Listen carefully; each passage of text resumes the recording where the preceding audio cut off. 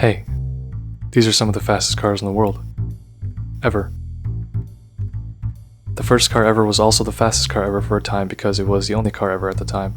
It was made by Carl Benz in 1894 and it could do an overwhelmingly astonishing 12 miles per hour, or about as fast as a medium to high-speed bowling ball. Then over half a century later the Brits said to Sick Germans. I don't think so. We're gonna beat you again like we did a few years ago, and the Jag XK120 was born. They even had to rub it in by throwing in the speed capability right into the name. There was a secret trick where if you removed the windshield it could go faster, but we don't talk about that. They were really happy about it and gave the first one to a famous guy. Sick Germans. Didn't like getting beat again, so they made the Mercedes-Benz 300 SL, which this American thought other Americans would like, and they did, so they sold a lot of them there. Ooh, gull-wing doors, that's yummy. However, history would repeat itself and the Brits would land the feud-ending blow to Sick Germans. with the Aston Martin DB4 GT. If it looks familiar, that's probably because you're mistaken and this is not the Aston Martin that James Bond drives. Jimmy is a loser and drives the DB5 because he can't afford the DB4. History would continue to repeat itself and Sick Germans decided to surrender and the Brits needed the help of the Allies, so Matt Damon started making AC Cobras, until eventually he made the Cobra 427 with a big engine that could hold the equivalent amount of 19.5 cans of Old Man Joy juice. It was really fast and it won races and also set a record, which is why it's on this list.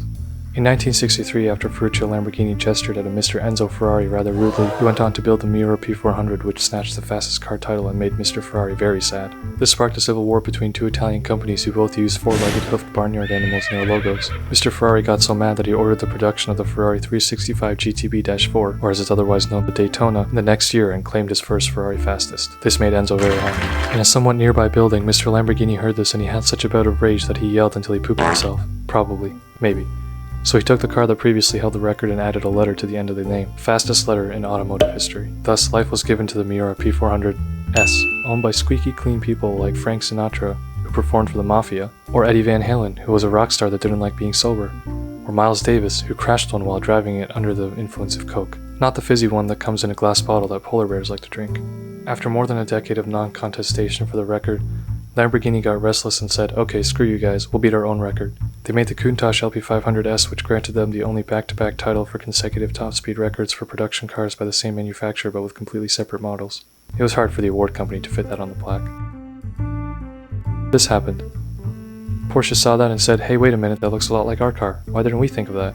So then they thought of doing that and made the Porsche 959. Except it was a rally racing car, which means they had to homologate it for road use to satisfy the Mafia. No, not that Mafia. That Mafia. The top speeds were getting closer and closer to breaking the 200 mile per hour mark, and later the Italians claimed that they did indeed do this with the F40, but the dog bark company already did that while being pitted against an F40. So yeah, kinda awkward, but that was a single test and hasn't really been officiated, so it's all speculation, just like the universe. Fast forward a few years and this thing was supposed to go a lot faster than anything before, but it never proved it, so now the company is really quiet.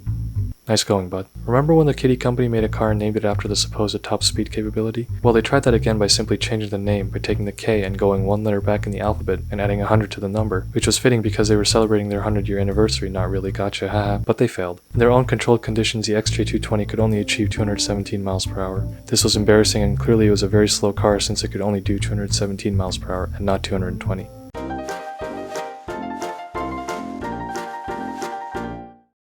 This was the final nail in the coffin that made them decide to never attempt to set a record ever again. Oh, it set the production car record at the Nürburgring? And then did the same thing years later with the Project 8? Twice? Oh.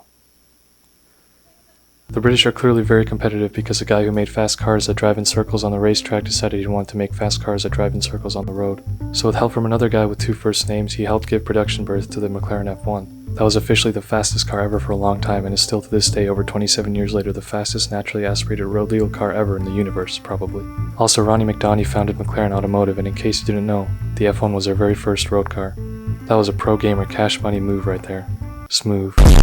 Over a decade later, the same country that was so concerned for its passenger safety that they invented and standardized the 3-point seatbelt also made a 240 mile per hour hypercar with over 650 horsepower. It was made by this company and they would go on to make some of the world's most insane and special cars. Enter the French just like they did in the American Revolutionary War. They decided they didn't like being beat by everyone, again, and they made a chunky little, well, that's an oxymoron, a well-rounded car called the Bugatti Veyron. Well, it wasn't really the French, it was Sick Germans over at VW who owned Bugatti. The EV110 that came before that was made by the French. Actually, no, that's wrong, that was the Italians. The old ones with bicycle tires were made by the French. couple years later, right before their bankers decided to make the world break again, the Americans promised that everything is better in America, so they decided to build the world's fastest car in America and call it the SSC Ultimate Aero.